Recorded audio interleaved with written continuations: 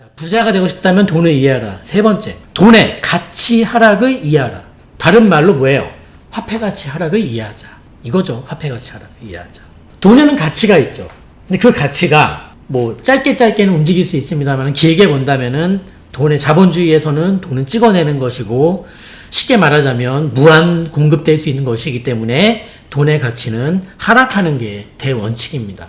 우리 여러분들이 재테크 종목을 주식을 택하시든 뭐 비트코인을 택하시든 달러든 금이든 뭐든 간에 기본 부동산이든 뭐든 간에 기본적으로 돈의 가치는 내려간다라는 전제가 깔려 있는 분들이 아니고서는 재테크의 첫 탄출을 시작하기가 어렵죠. 그래서 돈의 가치 하락을 이해 못하기 때문에 8년, 10년 동안 그 종잣돈을 은행에 넣어놓고 거의 모셔놓는 건데, 그래서 제가 뭐라 그랬죠?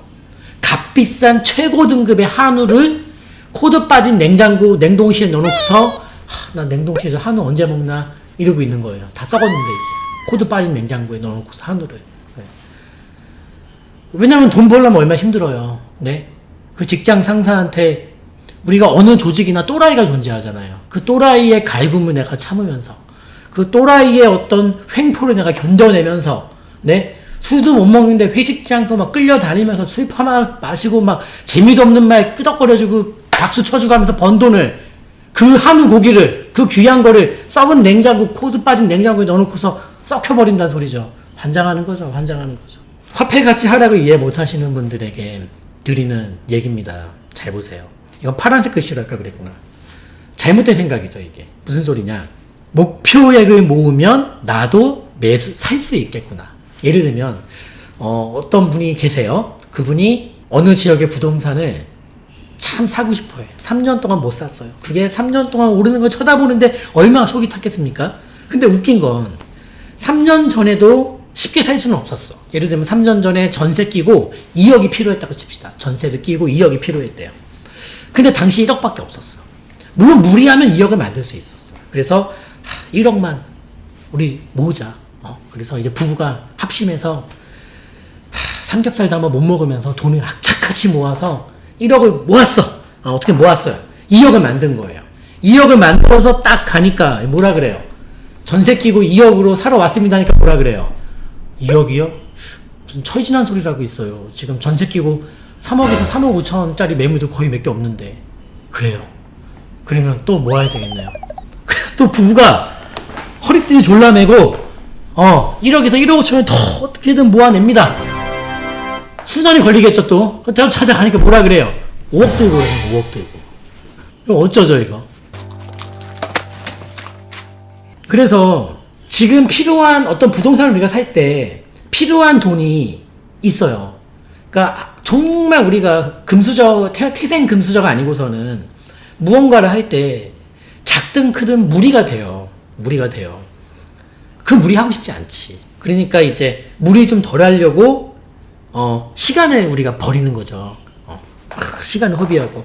근데 웃긴 건 부동산 시장이 우리 한낱 개인의 사정과 개인의 형편을 기다려줍니까? 안 기다려줘요. 시장은 정말 냉정해요. 개인들의 어떤 여건, 지금 출발하면 안 돼. 조금만 기다려주세요. 떠나버립니다. 그냥 때가 되면 떠나버립니다. 뒤도 안 보고 가버리죠. 그러니까 어떻게 돼? 모으면 부동산이 도망쳐. 또 돈을 또 모으면 또 도망쳐. 이거 무한 반복. 쳇바퀴. 모으면 도망치고. 이거 미는 유행어 돼야 되겠다. 모으면 도망치고. 네. 밀어야 되겠네. 이 말은 좀 밀어야 되겠어요. 근데 이게 자꾸 반복되는지 아십니까, 여러분? 이게 왜 자꾸 반복되는지 아세요? 그러니까 부동산도 거품이 있죠, 물론. 세상에 우리 자산 형성을 할 수 있는 재테크 수단의 어떤 자산 형성하는 이 품목 중에 상품들 중에 거품 없는 게 세상에 어디 있어요? 거품이 당연히 있죠. 하지만 기본 골자와 개념 이해는 뭐다? 돈이 내려간다.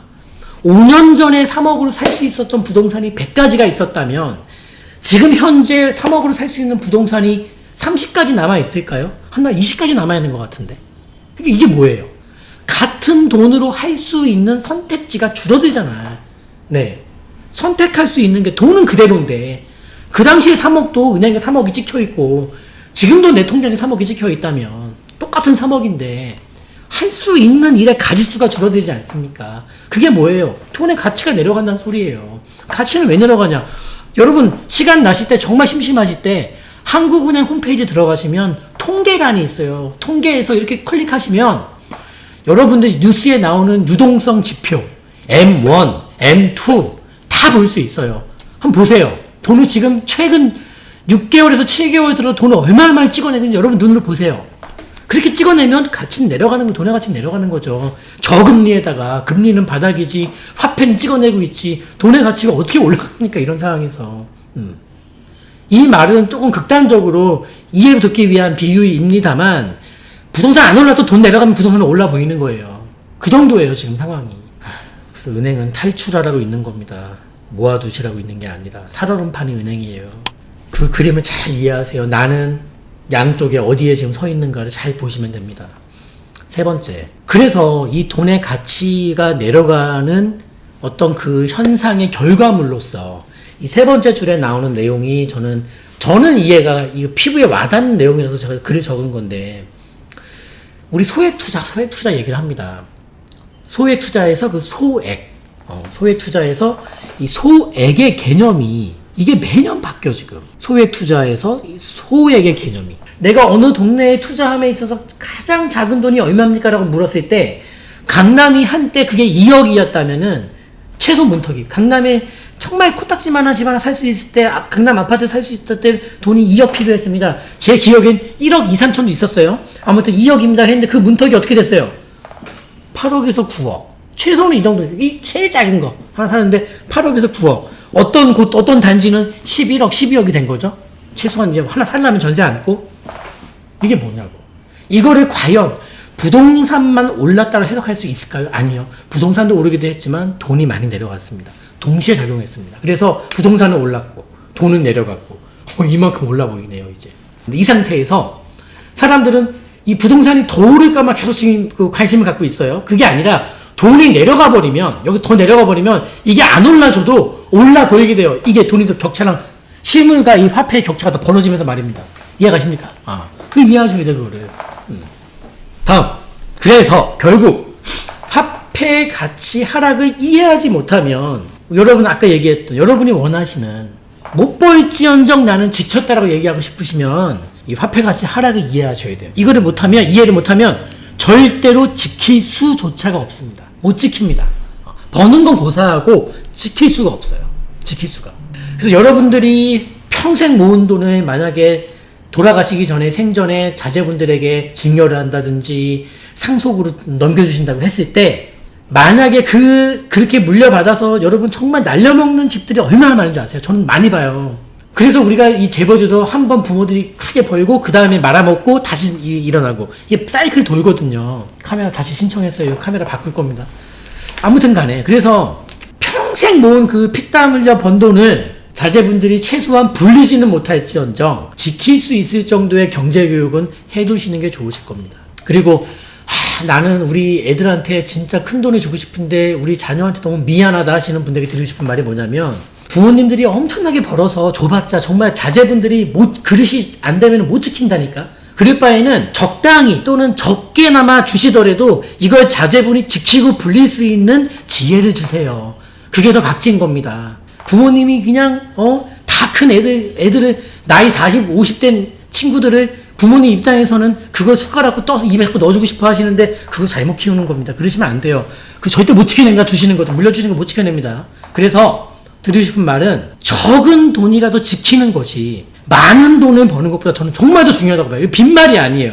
듣기 좋으라고 하는 소리가 아니라 저는 이렇게 느껴요. 왜냐하면 저는 정말 작은 돈으로 시작했으니까. 제가 한번 강의 때 얘기했죠. 제가 처음 부동산 살 때 들어갔던 돈이 200만 원 들었어요. 200만 원. 제가 200만 원 가지고 집 사러 다닐 때 제가 엑스퍼트도 얘기했습니다만은 제가 200만 원으로 어떤 동네에 집을 사러 다니는데 그 동네 부동산 사장님들이 저를 볼 때 제 약간 모자라네, 약간 제정신 아니네, 좀 이상한 애 취급했어요. 왜냐면 어릴 때였고 돈도 200만 원 가지고 또 얼마 있어? 200만 원 있어요. 집 사러 왔어요. 그러니까 약간 뭔가 좀 헷가닥 가네처럼 이제 대했단 말이에요.